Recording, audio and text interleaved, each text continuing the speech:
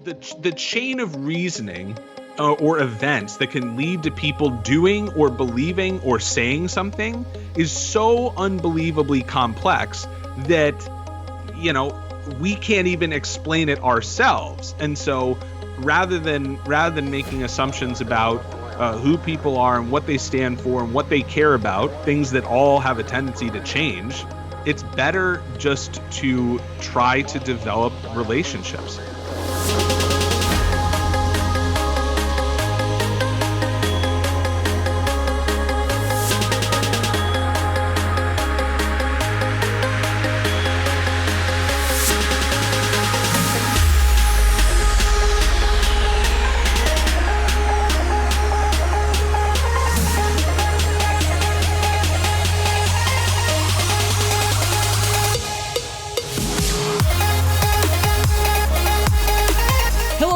Episode of the Sharpening Report. I'm your host, Sam Johnson. You can find on YouTube, iTunes, Blog Talk, and you can find me at Twitter at Sam T. Johnson. It is a special Wednesday edition of the Sharpening Report because I'm out of town this weekend and because we're going to talk about the election, which just happened last night.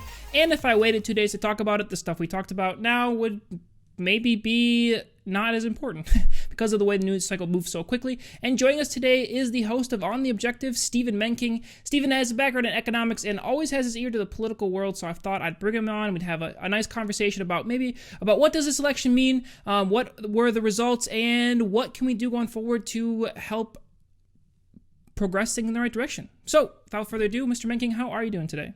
I'm doing just fine here, Sam. You have a lot of mixed emotions, and depending on how closely people follow the political spectrum, a lot of heated reactions on both sides to items small and large.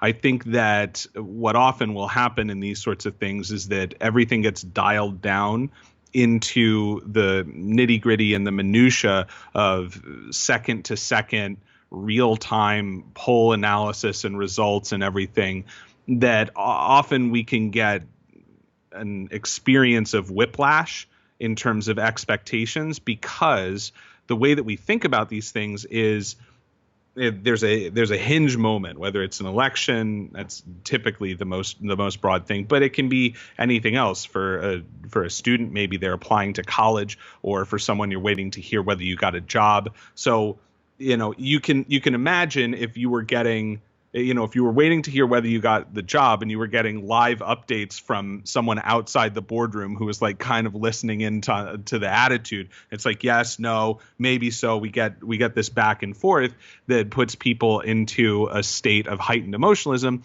particularly when their expectations aren't met. And so we had a result where the Republicans held the Senate and are looking to expand that majority by several seats. There are still certain things that are up in the air, so that could change, but the majority is intact. The Democrats have obtained the majority in the House of Representatives, and so for people looking for an overwhelming super majority obtaining victory for a Trump coalition of Republicans, that didn't happen. And for people looking for the kind of wipeout blue wave election of the magnitude that we've seen in historical midterm races like 2010 and 1994, where we're talking about a 50-60 seat swing, this looks to be roughly half of that.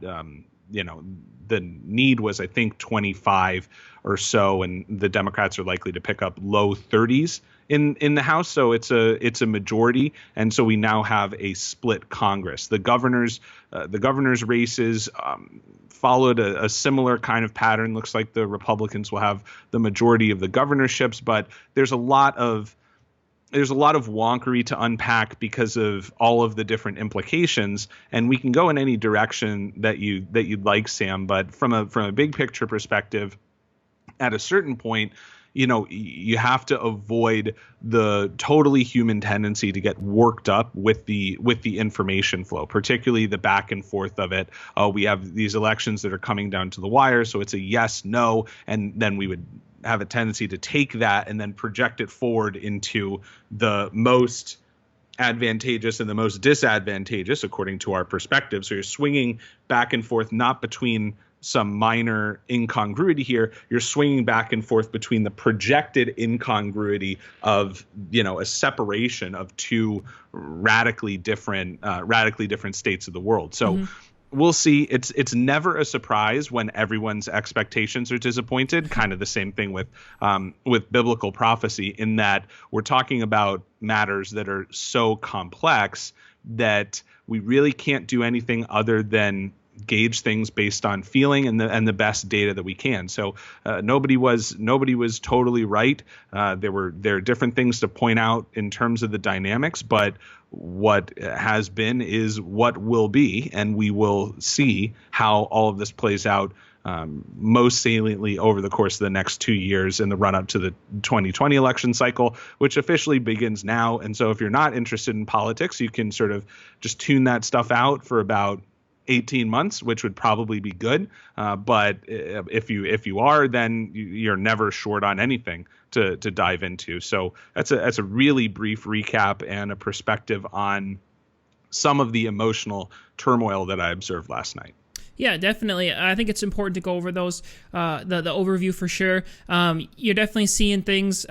A lot of this stuff isn't really super surprising. Going back to Obama's first midterm, he lost way more. He lost, I think, 46 people out of the House and 6 out of the Senate. Flipped the majority on both sides, and so you see things like this. I don't really want to dive too much into the numbers and that aspect, because you can look it up on your own and figure that stuff out. But one thing that I do want to talk about, maybe is a little different than a lot of other midterm coverage, is the spiritual ramifications that come from an event like this. Because in my worldview, and I'm pretty sure in your worldview as well, we have two forces. We have good versus evil in all things. And a lot of people love to plant if you're Republican, it's good, and Democrat is evil, and those are the two spiritual forces. But in reality, it's not that way at all. Good can use both the Democratic and Republican side, and evil can definitely use both the Democratic and Republican side. So one theme that we've consistently seen through at least this Trump presidency is the rise of division. The both sides seem to be at each other's throat, trying to create this rift that's unbanded. You can't fix it. And you saw that a lot in the midterms last night, with a lot of the moderates on both sides losing out to more of the extreme on each side, either someone who's all on board with Trump or someone who's so anti-Trump they don't want anything to do with it. You lost a lot of that moderate on side. You saw a couple socialists. Cortez made it in, the young 29-year-old made it in. She's a straight up socialist. So you're seeing a lot of this widening of the gap. So my guess is what have you observed from the spiritual warfare aspect of things that you saw in the midterm election? Is that a coherent question? It is. It's a tricky one, and you've expressed many different ideas that I know a whole host of people would certainly disagree with. So my observation about the broadening or narrowing of the overarching political spectrum first, and then we'll talk about the spiritual warfare aspect of it. So what we saw was a scenario where we had an awful lot of incumbents stepping down and not running again for re-election. We're talking about really prominent people too. So this is a unique election in that regard, because there wasn't necessarily the same kind of incumbent preservation model, and a lot of these incumbents were not necessarily friendly to President Trump's agenda, and you would consider them of the more rhino Republican and name only kind of variety, where they'd be in favor of globalist policies and essentially one member of the uniparty that has held sway for such a long time. And from a spiritual perspective, we do see this further splintering, but more into enclaves. I think that on one hand, you can say, all right, the outright socialist candidates in Texas and Florida and Georgia and different people that were attempting to run outside of deep blue liberal enclaves, they didn't make it despite a ton of effort and money and resources and celebrity endorsements and other kinds of factors that were thrown into those races. But you did see in the deep blue areas of the country, people get elected with these more further afield perspectives the left direction. And so it's difficult to say exactly what all of this means from a spiritual warfare component, from a tactical perspective. But I'd just like to point out that no possible election result would change the overall strategy, would change the Great Commission that Christians are called into, would change the overriding importance of spreading the gospel of Jesus Christ and reaching out to those who are lost, of building up our gifts in the faith and following the calling that God has given each and every one of us. So our roles in that kind of perspective don't change. But from an observation standpoint, one of the things you can say is that there are political ramifications to the spiritual condition of a nation and the state of spiritual warfare. And that is not by any stretch of the imagination a controversial position. The controversy would arise more when you talk about the who, what, where, why, when, and how aspects of these things in terms of what we should do, what we should be battling against, and the way that things go in general. One of the things that we tend to observe, and this is ironically almost an observation of the coastal liberal elites, is that people really aren't very well informed about things, and the decisions that were made in terms of the state level races versus the district level races. It's a tricky kind of dynamic, and so people are going to do a lot of work unpacking these sorts of things. And the demographics shift, and there's redistricting and gerrymandering concerns, and the 2020 census, and all of these different points of intrigue. But to circle all the way back around to the primary question here, what are the spiritual warfare ramifications?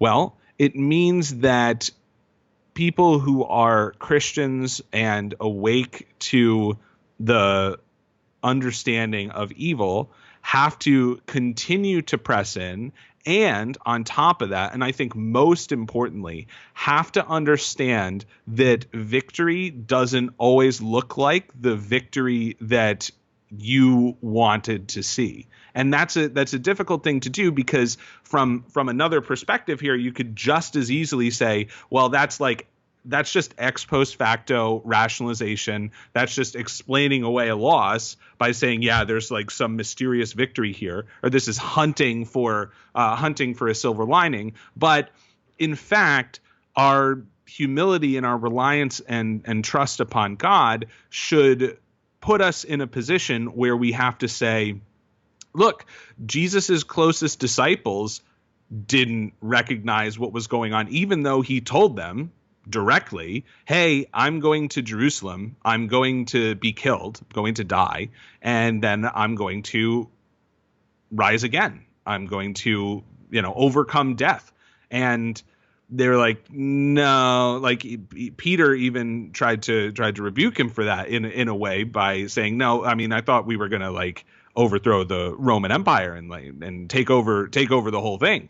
Like all of the second coming prophecies are, right there in the only book we have. And so what's up with all that kind of stuff? Now that we know that you are the Messiah, where are you going? What's up with this whole story? And so the full picture wasn't revealed and never will be. And so what you do see today is people having a different reframing of the landscape, and in many cases even going back and saying, well, what was victory supposed to look like? What are the pros and cons of the circumstance that we're in? And on my end, I'm thankful that there aren't riots in the streets everywhere. That's definitely a good thing. But it feels like there's a longer game at work, and there's nothing I can do to sort of shrug that off. Now, my expectation was for the Republicans to do better in the House. That was sort of a default position based on the early voting and other numbers I was seeing. But this was a tremendously significant turnout for a midterm election. So more people are involved than tended to be historically. And so the question is, are more people on the Christian side going to be involved, not just politically, but spiritually? There's been a lot of not just voter apathy, but Christian apathy in terms of taking up the banner of the kingdom of God and going forth under his protection and walking in righteousness, which Lord knows we need to struggle for every day. There's a lot of anger and a lot of pain and a lot of emotion going on last night from both sides in many different directions for many different reasons. And so for us, it's one thing to just say, let's just give it to God. But we do have to do that. We have to do that thoughtfully and prayerfully as we look for our marching orders. The game is never over. Yeah, I think that maybe you have a little more what's the word? I think you trust the process of the election and our government probably more than I do. You have a little more faith in it. To me, I look at the political landscape and I see the Democrat and the Republicans and the overall course of our country seemingly going one direction. And so when these elections happen, a part of me, gets nervous about the potential of this is all just kind of a show. This is all just up for just to make people think and push people a certain way. So when I see elections that the result is more division, if you ask me, that is the overall theme. Is the result is more division. The House is not going to be able to subpoena Trump more. They're going to be able to dive into all these certain investigations and really rally their base up and make the Republican base even more frustrated. And so to me, that is what the outcome of that was the outcome. That's how Satan is going to use this election, is to greater, lead people away from this unity and this community that we're trying to push because of just the fierceness that's going to come out on both sides. And you see that with their narratives coming up. That's one thing I love to do is look at the narrative of each side, and the Democrats is, we took the House. It's one step further. Now we're going to be able to go after Trump. And then the Republicans is, we gained more in the Senate, and then they compare it to historical numbers like we kind of did in the beginning. And even Reagan's numbers, how they gained more people than Reagan did in his first midterm. And so it's kind of like it's one small step, and then for the Republicans it's even more like, now the Democrats are going to show their hand and it's going to be an easy win for Trump in 2020. And it just seems like we've got a greater division here than we ever have. And so it's hard for me to figure out where to put that into my mind and where to go from there. Well, there's certainly nothing wrong with that ardently healthy skepticism of these governmental processes. In fact, that should be the default position.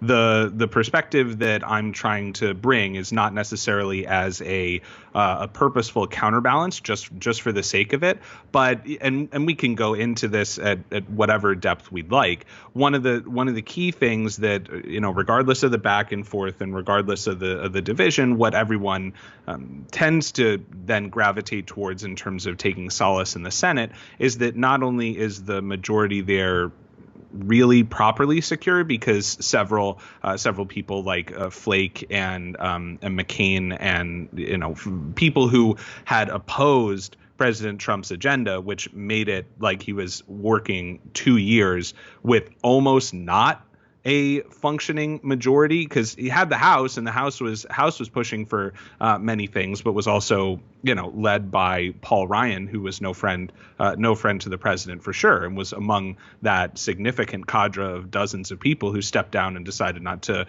run again, including very prominent figures, Darrell Issa and many others. So we're in a situation where the courts will be changed for years and decades because of not just the last 2 years, but these upcoming 2 years. There's no way to stop that if reasonable people are put forward into these judgeships. And I think that we would do ourselves a disservice if we would discount the extent to which the illusion of well, it's not totally an illusion because it's happening, but the causal drift away from God and towards secular progressivism over the past 50 years has been directed by the courts at not just the Supreme Court level, but at the appellate level and federal circuit level in terms of, taking prayer out of schools, and then it has to ratchet its way all the way up. And so if you actually are able to appoint judges, it's almost 100 now at this point with a semi-adversarial majority of the most extreme narrow margins in the Senate. Now you have a more comfortable space in order to do that. And the message from the elections is that when Trump ardently campaigns for you and you back the president, then you win. And that's what happened in some key Senate demographics. And that when you participated in the Kavanaugh smearing and you voted against him, then you lost in the Senate. And of course, it's easier to identify the individual people in the Senate because there's fewer of them, and they were the ones who were actually voting on it. Mm-hmm. So the House and the Senate have definitely distinct components, and the House turns over every 2 years. That's not to suggest that it's not important.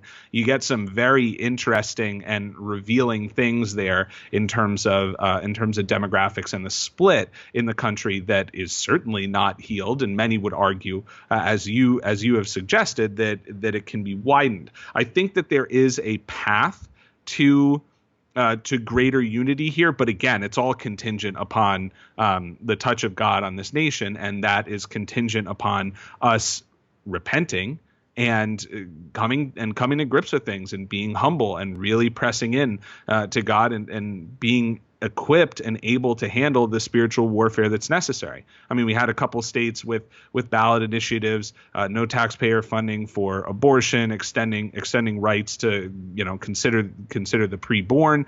And, so at a state level and at a court level, it's not as if the news is absolutely catastrophic. I mean, given where we are versus where in 2015 and 2016, many people, including myself, thought we might be.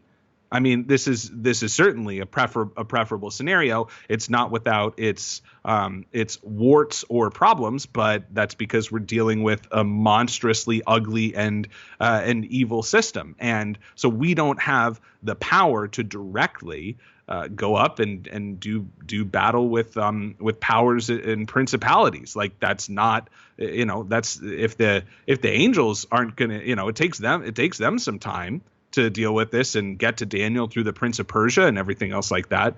We have to be very careful with the way that we're conducting ourselves, and that starts with our own lives and our own responsibility towards ourselves and towards our families. And so, a disappointment that many people feel, and rightly so. If your expectations are set at a level and then they're disappointed for whatever reason, then you feel disappointment. That's a pretty normal kind of mechanic. But what I'm saying is not that we should be, let's say, defaulting to trusting the governmental process. Like there's clearly extensive corruption that still needs to be ferreted out. But that when you contextualize different things, if we're not going to go, and we shouldn't, because it just feels so pointless and oversaturated to get into all the specific kind of wonky details, then you have to zoom out far enough to say, hey, there are still people who are unsaved, and that was going to be the case regardless of the election outcome. And those people need Jesus, desperately need Jesus. And what we can see is that there is still an extensive level. I mean, you have to either I don't think there's a way around this. It's either there is extensive corruption and voter fraud or extensive deception, and maybe it's both. And for us, we can do some things about both of those, but the deception is spiritual in nature, and that's where our conduct and our warfare and our prayers can be focused, because it's difficult if you are paying attention to the mainstream news, and it seems like tragically plenty of people still are, and you've voted one way for your entire life, it's very difficult to change that behavior pattern. It takes a real transforming of your heart, a transforming of your mind, a transforming of your worldview, and that can only come, to this fullest extent through a renewed or a born again relationship with Jesus Christ. And so that's the primary area. I think, Sam, it doesn't do me much use to fret about things, even though there's tons of things to fret about and to analyze and to pick apart, when I have to make sure that I'm not taking this and pulling back from my prayer closet or pulling back from my Bible reading. And, I'm speaking to myself here. I have to continuously redouble these efforts, because there's an inertia, like a worldly inertia, that if you don't actively seek to maintain these things, it'll pull you away. And whether it's the political process or career or relationship or wealth or entertainment or any of these other things, we have to make God the priority, because if we don't make God the priority, then the math doesn't work. We're not going to see righteousness restored and justice achieved in our nation the way that we so desperately need it to be. And so I would say that the default position, the status quo now, is that we're going to get greater division and hectic activity and chaos and gridlock. I think that it's probably going to be milder than people assume, just because my general bent is that when people make forecasts and assumptions immediately following a period of high emotion, those forecasts tend to be exaggerated. But of course, that doesn't mean that they're wrong. It just means that we have to be careful and considerate with these things, and then ask, where is our time best spent at the end of the day? Yeah, definitely. And I think those two perspectives that you and I both laid out really encompass the pull on either side, with Satan's plan being division and being to drive people apart through the illusion of the completely wholesome government, as many people would view it. And then you also have the, God's plan that's potentially, working through the court system and revamping a lot of rulings that were anti-Christian, anti-God on what those beliefs are, and then also using the people locally to change their local communities and their local areas, politically and spiritually. So I think those two are a really good breakdown of what could happen on the spiritual side for both sides. It's just so important for people to remember that Satan has his hand in the government, Republican and Democrat. Like, there are people in the deep state, there are people out there who do not have your best interests, who want power and want our country to go a direction, even towards the communism and the socialist aspect, even though they claim to be Republican. So that's something that I hate when people get stuck to. It's the same thing when watching media. They say, oh, CNN sucks, but Fox News? Nah, Fox News is good. It's like, nah, they're both terrible. 90% of our media is owned by 6 different companies. So it's about breaking free from each narrative, because there's going to be narratives on both sides, and you don't want to fall into one on either side, because those narratives are put forth immediately by people in control. So you think a certain way. So it's so important to really analyze things differently and look at where are the spiritual forces playing in this, and where do I actually want to line up? So I'm lining up with God and not lining up, with Satan. And so I think that's a great comparison that you did with those two for sure. Well, I would supplement those excellent points by saying, look, it pays to have courage and to stand for your principles and not to back down. And if you give it your shot like that and you lose, you can lose with dignity, the way that John James did in Michigan. Now, I was hoping that he would win. He would win that particular race, and by many metrics he should have. But look, the Republican Party has, for a long period of time, been feckless and afraid and compromised and corrupt. And we're seeing the vestiges of them not being able to match the Democrat tactics in terms of ground game and getting out the vote and name recognition and all of this. And so, ultimately, I agree with your point that if we think in these sort of siloed terms, then we're going to get the division that the powers that be want, just because it's easier to execute a strategy of control from an unelected bureaucracy by providing the illusion of choice. Of course, this is the well-trodden Hegelian dialectic consideration and the ideas of the Overton window. We won't revisit that because your audience is hopefully well aware of those kind of dynamics. What I wrote down as you were talking is what I think is a really important question, and it's, is there a precedent for when God's plan actually involves or is division? And this is a little bit sneaky because you have to ask the question, well, at what level and what does that mean? What does that look like? So here's a couple different scriptural examples off the top of my head. You'll have to look these up for the exact citations. But when the northern kingdoms, so we're Old Testament here, when the northern kingdoms split from Judah, and this is from Solomon's son, if I'm remembering these things correctly, after he took the advice of his young advisors and said, I'm going to chastise you with scorpions. That doesn't seem like a good idea in particular. But everyone was like, we're out of here. We're going back to our tents, as people so often do. And then they were going to go fight. They were going to say, all right, no, you're not leaving. We're staying united. We are going to fight you in battle. And the word came down through a prophet, I believe. I can't remember the name off the top of my head, but it's like, no, don't go out to battle. This is from the Lord. And in this case, we're talking about a complex history of rebellion and essentially these prophecies of this separation, even through Solomon himself. And so the division of the kingdoms was, you could say, and this depends on other complex theological questions, so we're wading into heavy territory here.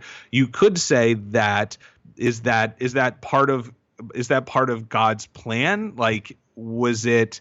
It was something that God allowed to happen and indeed said was going to happen in response to disobedience. So was God's plan for there to be disobedience? Then, you get into all sorts of different conversations about sovereignty there. But fast forwarding to the New Testament, you see other situations where we're not supposed to be equally yoked, where there are times when we have to break fellowship with people. And then we see in the Psalms where there's unity, God commands a blessing. And so I think the question is, where is this unity supposed to be? And where are there times when division is the only or even best path forward? And so that's a difficult question to answer because it seems circumstantial, because you can point to different things and proof text it this way or that. And unless your situation corresponds to the exact sort of case study from the Bible, it can be left up to interpretation to a certain extent.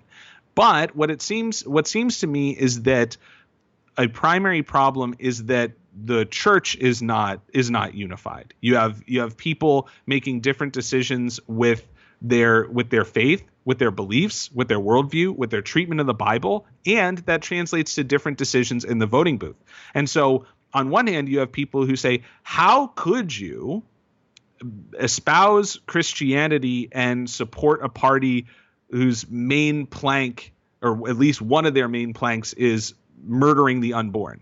And then on the other hand, you have people saying, how could you be a Christian and vote for a party whose main plank is a strong border policy that contradicts the very clear commandment to love your neighbor and even to love your enemies under any and all circumstances? And so what we have are these sort of catch-all approaches to these biblical doctrines that represent a state of disunity. And it's not a surprise to me because of this that we don't have unity in the nation, because we don't even agree on what's right and wrong inside of the church, let alone having a common morality between Christian and secular culture. It's a mixture, and it's a pernicious mixture when you look at it and see it through some particular lenses in terms of tracing back how these things arise and everything else. I'm not going to go into the history lesson here because it's beyond the scope, and there's too many rabbit trails there, as you well know.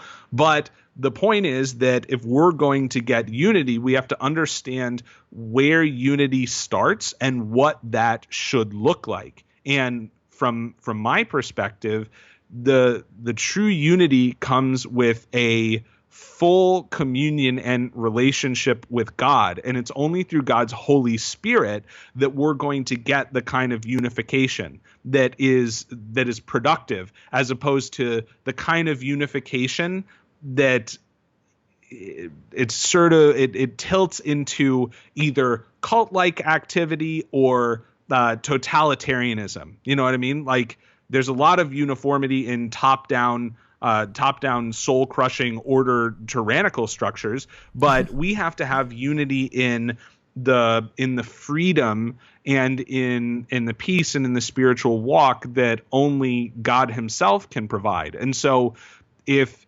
Jesus isn't actively living in us and through us through the agency of the Holy Spirit, then we're not going to be unified. We're going to be parts of the body fighting against itself. Mm-hmm. It's literally cancerous. Yeah. And it just doesn't surprise me that we don't see unity on a national political level when there isn't even unity among the groups who call themselves Christians. Yeah, definitely.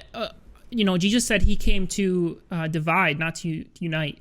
And that's one big aspect of when we're trying to look at elections, when it's two forces against each other. What does that type of verse mean? And it definitely does not mean I'm a Republican, so I'm going to stay divided from people who are Democrat, or vice versa, because that is that you are uniting under a worldly force. Whether you think Republicans are the greatest thing ever and conservatism is the weight of the future, it doesn't matter. That's still a worldly force. You have to be able to unify under Scripture and be open to having discussions with people on the Democratic side who are Christian and who view the world differently. Now, I obviously view the world a certain way, and I'm not going to agree with everything or even a lot of things that the way Democrats view, especially when you get into the socialistic aspects that they think Scripture promotes. It to me, that's completely the opposite. But I'm still willing to enter into a discussion with them and try to find out what the root morality is that we need to strive for, like you talked about through our country. And so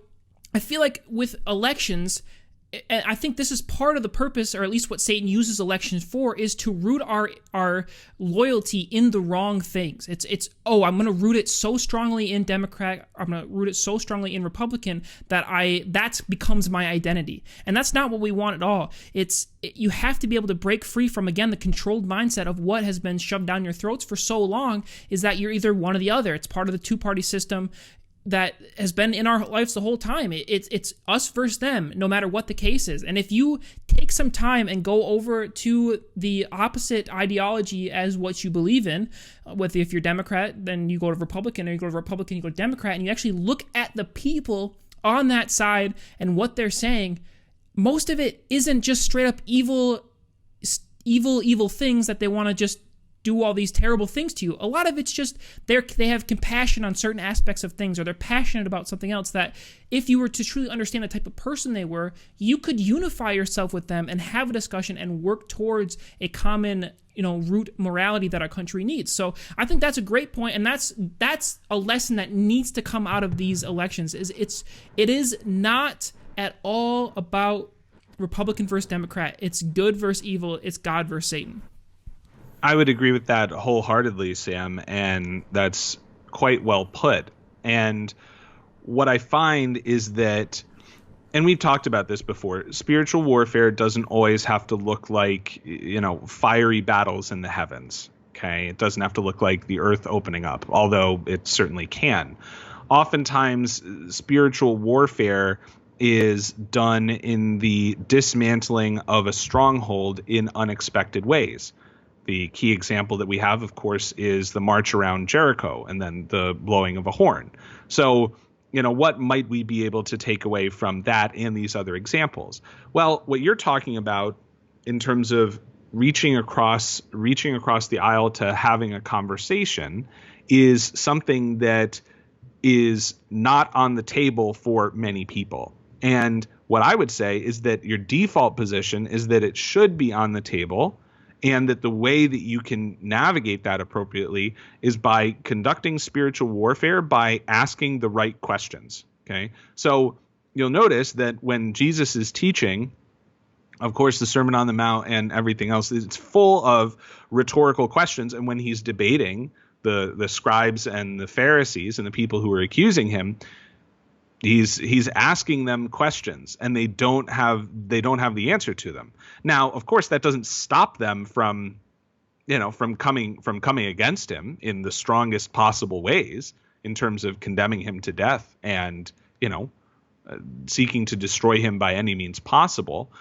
But there's a difference between a railing accusation that we would bring against people who we think we disagree with, and a question that we can ask that will uncover different sorts of things. And ultimately, while I understand the different doctrines and share the perspectives that at root the heart is evil and we have to work actively to overcome this, I think that you'll find that when you talk to people, for the most part, unless they're hardened activists and communists or people who are essentially ideologues who have been brainwashed, unfortunately. AKA most millennials. Yeah, well, preaching to the choir here. But even in that demographic, you can ask questions to try and tease things out. And the first thing that you'll find is that people haven't really given much thought to their belief system or their belief structure. And this is, of course, one of the common complaints that is levied against Christianity by atheists, in that because Christianity was the dominant structure, people just accepted it as the status quo or default belief system without questioning it. And now the same thing is happening in more secular areas where people literally haven't thought about any of these things. It's just kind of what you do. And there's this inertia that leaves layers and layers of unexplained positions, unexplained actions, and unexplained results. And so if you plant a seed by asking the right kind of question, which is exploratory, it's based on genuine human curiosity. Like, you're a person, you're eternal, God created you to be here. So why don't I try and figure out what's going on rather than, coming up to someone and essentially berating them, with the how could you and the finger wag and everything else like that. Now, of course, there are situations where some people are legitimately dangerous and an immediate threat to your well-being and your safety. I don't recommend going in those situations, like trying to ask a sly question. Like, if you're being held up at gunpoint, you shouldn't try to start a therapy session to get your way out of that. God forbid. But ultimately, in the vast majority of normal human interactions, if you ask people questions and are genuinely interested in their lives, people will tell you things that you wouldn't even believe. They will relate things about themselves that you wouldn't expect, and you'll begin to find different things that are curious. And if you genuinely have that kind of attitude, then it won't take long to ask additional questions and to find yourself in a more meaningful conversation. And people want to be around people like that. Like, if we're going to unite, we can't just come in guns blazing, metaphorically speaking, to every family dinner and conversation, and just walk around scowling at everyone because we know that they hold different beliefs. If we don't know, and we're in particular, if we're making assumptions about why they do hold those beliefs, maybe someone is, the chain of reasoning or events that can lead to people doing or believing or saying something is so unbelievably complex that, we can't even explain it ourselves. And so rather than making assumptions about who people are and what they stand for and what they care about, things that all have a tendency to change, those aren't fixed. It's better just to try to develop relationships. And that's extremely challenging, particularly when you're in a situation where you're dealing with someone who vociferously holds opposing viewpoints. And, maybe you're not going to be best friends or pal around with that person, but you have to conduct yourself in a manner that is worthy of respect. And in order to do that, you have to respect people when it is deserved. And I do my best to start from that position, unless it's clear that, abundantly clear that can't be the place to start, in which case I avoid those situations rather than trying to be confrontational for a variety of obvious reasons. But that's my advice here. Like, sometimes spiritual warfare comes in the form of asking questions and developing relationships, because these are strongholds. You're not just going to run against it with a pickaxe and start trying to hammer down these walls that people have in their lives if you don't even know why the walls are there in the first place. Yeah. So, even if it's just to get more information about what to pray about specifically, so you can target your prayers, that's always valuable also. Yeah, you're not going to take down someone's ideology by a few quick memes you're going to post on Facebook. It's just not going to happen. You have to be able to willing to invest in that person's life and care about them. One of the main roots of division is ignorance, because you don't know why they believe something, and maybe they don't know why they believe something. And then into that, you're so arrogant that you believe that you can change them quickly. It's just going to lead to more division. And that's what our political system, that ideology of quick one-liners and, trying to make someone else look stupid, that's a large what our political world has become at this point. Trump does it all the time, whether you support or I think they're funny. Personally, I think Trump is hilarious when he goes after the media, but I often ask myself, is that really beneficial to an overarching theme? Part of me says yes, because he's exposing the lies of the media, which has been a long time coming. But a part of me says, maybe it leads to more division because he's just not open. I don't know. That's a different discussion. But the importance is, you have to be willing to care about someone and going past that. But even on the flip side, you have to know why you believe something. You have to do your own research and understand, why are you a Christian? Have you ever asked yourself, have you ever taken the time to ask yourself, why am I a Christian? Is what I believe real? Like, is it actually real? And if you just, your parents were Christians, so you became a Christian, you haven't really thought about it, that is easy picking for Satan. And at some point, someone who's not a Christian is going to ask you, so, hey, why do you believe you're a Christian? I'm kind of thinking about it. And you won't have the answer for him. And then that leads to them saying, if they don't have a good reason, then I'm not going to have a good reason. It's the same thing in the political world. Not everyone who is a Republican and not everyone who is a Democrat, whether side you're on, is a good person. If you think, a great example is George W. Bush. He's not a good person. He's part of the Skull and Bones. You can talk about 9/11 and his hands in that. He's a Republican. So if you are going to align yourself perfectly with Republicans, that's just not going to be good. You have to have your own brain. You have to have your own mind. You're not going to agree with everyone just because you have the same label. It's about that independent. You have to be independent. You have to be a stone, like Scripture says.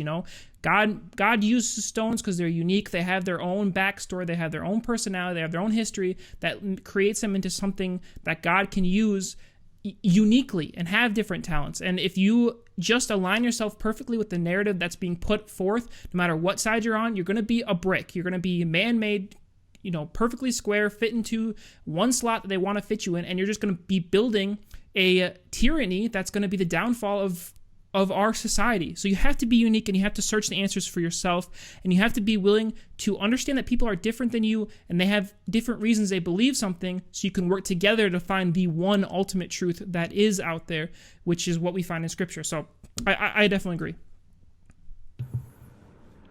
I would supplement that only by saying, what we see from a narrative perspective is, on behalf of people who are subject to ideological capture on a variety of different spectrums, it's predictable, and it's boring, and it's not interesting, and it's difficult to see how it progresses. And that's very similar and related to this idea of a brick that you espoused. Another brick in the wall. You as a person, your ideas, your thoughts, your worldview, that kind of structure has been formed fit without much independent and free thought going into giving real consideration to the most meaningful questions there are. And this can happen for a variety of different reasons, but it is far too prevalent in our society. And I think this, amongst many things, goes in cycles, goes in waves back and forth, in terms of one generation prioritizing one thing and the other rebelling, in a sense. And, we may be seeing some swinging back as opposed to just sort of the blasé approach that has been taken by the last couple generations to these sorts of questions, like the go along to get along, and the pragmatist approach, and the normal the sort of status quo secular humanism that is espoused by even many people who are Christians or would identify as Christians. I mean, ultimately, aren't our beliefs measured just as much by our actions, if not more, than what we say our beliefs are? Because you can say anything, but are you acting it out? You can claim all of these different things verbally, but what is the actual substance? Are you practicing what you preach, so to speak? And as we continue to identify this dynamic of unity versus division, like if we're going to complain about the division, well, then what are we doing to unify? If we're going to complain about the circumstances, then what are we doing inside of our own lives to have greater unity between ourselves and Christ, ourselves and our spouses and our families? Is there division that we can identify that we can effectively deal with in our own lives?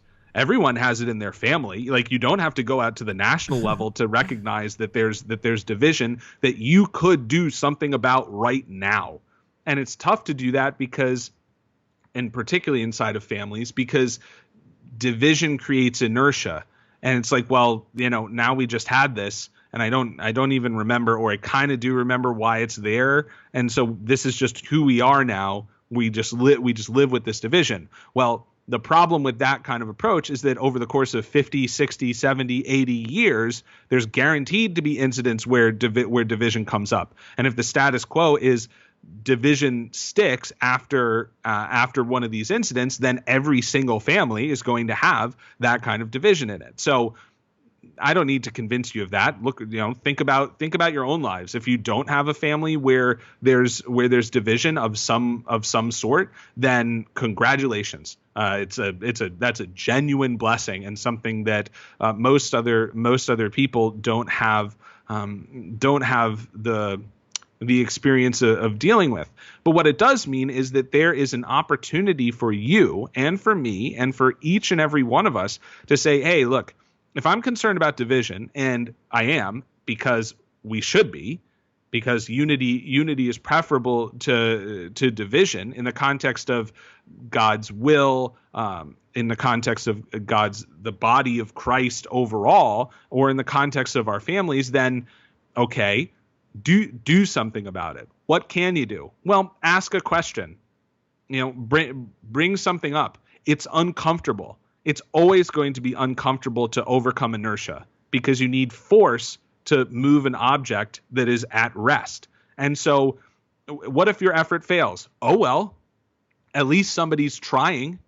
Having that perspective around you with others seeing that you are trying actively to do these things communicates to them that your belief structure has you in a position where you actually care about that kind of stuff. And that's all. Sometimes that's all that's needed to give other people courage to join in as well. So we can't be afraid to go it alone and to do things that are uncomfortable or challenging for the sake of a meaningful and valuable objective, something like unity. Now, that isn't unity at any price or compromise on everything, but it's kind of a, well, let's actually ask the questions and get to the bottom of the situation, and it depends on the individual circumstance. But usually it's not something as crazy as you might imagine.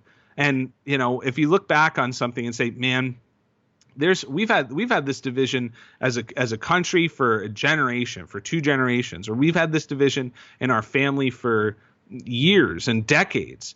At a certain point, the time spent on something like that begins to grow weary. It grows stale. The memories fade a bit, and it's in that kind of moment where unity has a greater chance of being achieved by someone who's willing to step up into the gap in their own individual circumstances. Now, if we are talking about the national political conversation in particular, this is less likely to take place when you have people who are actively pouring salt on everything and throwing gasoline on the fire and every other kind of metaphor that you want to use here. So that makes it a bit more troublesome and challenging, particularly when these people have the largest microphones and stumps to preach from in the land, in the form of mainstream media and other kind of influential people with a significant amount of reach. But at the end of all of these discussions, the answer is less about what's the cause, what's the effect at this macro level. We need to see it because we need to see these directions. We need to pay attention because we need to be informed. The question is, at the individual level, what are you going to do to make use of the freedom that God has given you and that the Constitution provides to speak your mind and to do the things that are uncomfortable or are difficult, even if it's just asking a question?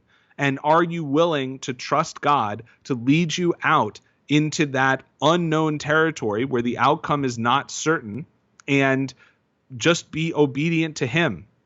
He's not going to say, all right, take this weapon and just, start slicing and dicing in spiritual warfare terms or otherwise. It's going to be, here, let me lead you through experiences that will give you the confidence and the faith in me and in what I can do through you to open the doors that are necessary to do even bigger things. And we have to start small in that area. So let's all do what we can to identify the areas in our lives where we need to make a change, and areas of division that we have access to that we can do something, even if it's just speaking a soft word or asking the right question to help heal and to help bridge. Because if we think that we're going to change the entire nation by ourselves without moving the hand of God, if we don't have experience doing it on a small scale, then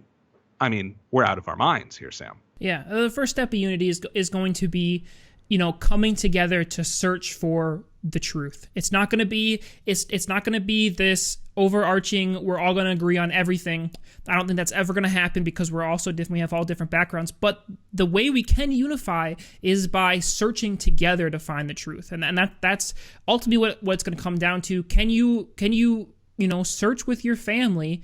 With your brother or sister, your mom or dad, or who you're not talking to anymore, can you search together to find the truth? Can you build that bridge? And then can your family work with the neighbor next door to find some sort of truth that would help your community progress or help your immediate area?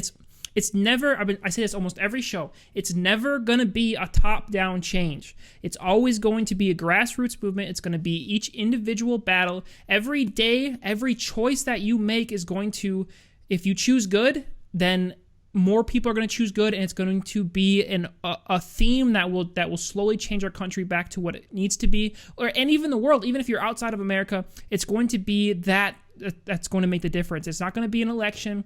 It's not going to be a new business or a big huge idea that everyone accepts. It's going to be a grassroots movement all across the world of Christians stepping up in the battle and doing what's good.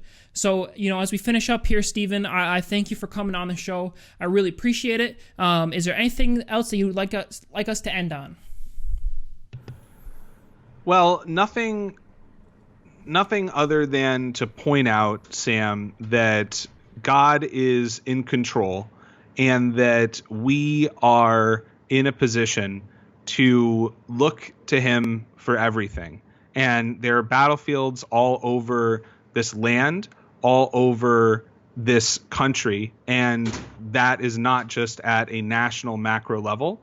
It's all over our lives, all over our families, and even in our own hearts. So we have to understand, like you said, that there isn't going to be a top-down solution apart from, I suppose, the dynamic of God touching our lives and transforming hearts from the kingdom of heaven, so that we can generate this grassroots or bottom up kind of change that we're so looking ahead to. And at the end of the day, I agree wholeheartedly with your approach that says a shared seeking of the truth is the best way to get to unity. And that's a challenge in and of itself, because we don't even agree on if there is a truth that we can pursue anymore. But that's a whole different story. Trust in God, continue to pray, continue to read the word, continue to seek fellowship, continue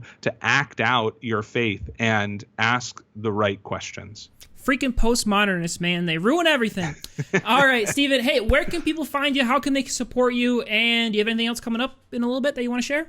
The best place to go would be our website at ontheobjective.org. Our YouTube and Twitter is On the Objective. Just search that and we'll come up on those platforms. There are some interesting conference and speaking opportunities that have yet to be finalized for 2019 for me, but things are, we're going into our third year of ministry at On the Objective. We don't ask for donations. We're self-funded, and this is a labor of love for us. But I would suggest that you support all of these other fantastic ministries that are speaking the truth, that are engaging in these difficult conversations. Not because the conversations themselves are hard, but because they're rare. It's difficult to find venues where you can have such conversations. And so I'm very appreciative to you, Sam, as always, for having me on. It's worth noting that by the time this goes up, our previous interview that we recorded for On the Objective should be posted. So if you can't get enough of Sam and myself, then go over to our channel and you can find much more of where this came from. Absolutely, guys. Definitely go check them out. It is always an interesting conversation with Steven on. Tell your wife that TSR audience says hello as she walked in. And that's our show this week, guys. I hope you enjoyed it. It's a little bit of a different take on the tons of amount of post-election analysis that you're going to receive. I hope it was different. That's what I want the Sharpening Report to be. It is different and unique, and so we dove into the spiritual ramifications of the potential good and the potential evil that may come of the outcome and how Satan and God might use it. And ultimately, again, it comes down to what you are going to do with your life. Are you going to be good, or are you going to do evil? It's up to you. You have to choose every single day. Be a stone, don't be a brick. Search for the truth at all costs, and everything will turn out just fine. I'm not going to ask you guys to like, subscribe, or share, but I appreciate it if you do. I hope you enjoy the show, and I hope that you have a great week.